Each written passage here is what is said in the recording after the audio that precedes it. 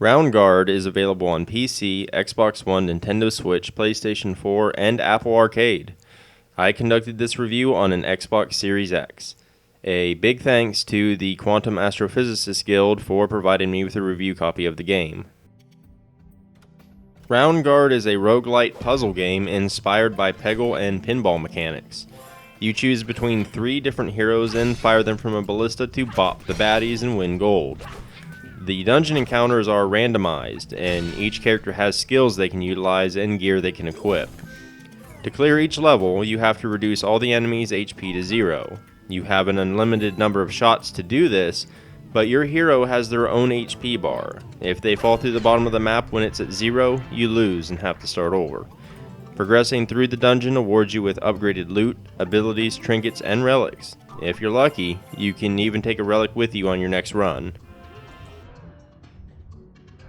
Roundguard will feel familiar to anyone who has ever played Peggle, but it has a pretty big twist. Roundguard isn't about solving set puzzles, but rather combating enemies in a randomly generated dungeon using the quirky Peggle gameplay style. Colliding with an enemy deals damage to both the foe and your hero, but the levels are scattered with all manner of items, between gold pots, mana potions, and most importantly, health vials.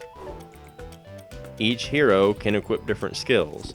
The straightforward barbarian can barrel right through objects and foes with a spinning attack or dart right toward them with a charge. The crafty rogue can fire arrows or jump in the direction of your choosing. The mage can strike with lightning and encase foes in bouncy bubbles. Different enemies can require different approaches as well. Most enemies will deal damage on impact, but some fire ranged weapons instead. Enemies like the spiders only deal damage if you hit them in the head, leaving their backside safe and exposed.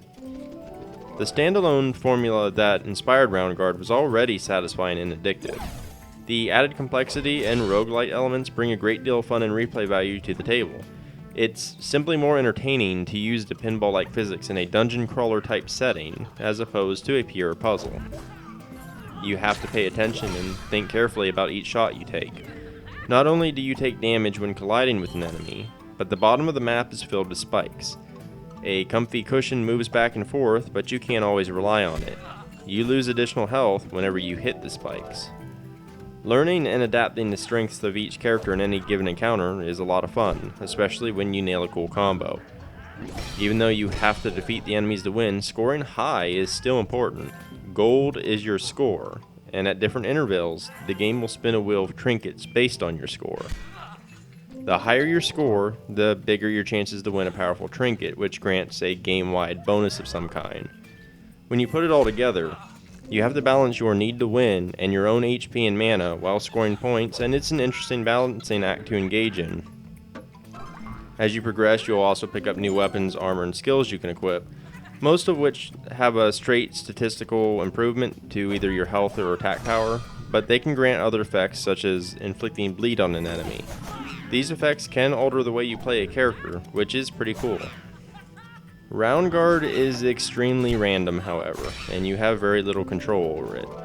You can choose your paths through the dungeon, if you aim well enough at least, but every piece of gear, skill, and trinket are random.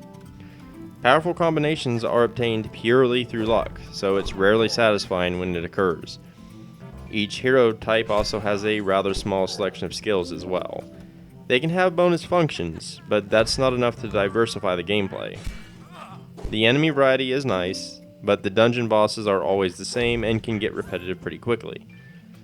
The dialogue is actually pretty cute and amusing at times, and the occasional side quest appears to help spice things up a bit. Roundguard is a small, lightweight, and simple game about pinball physics in a dungeon crawling setting.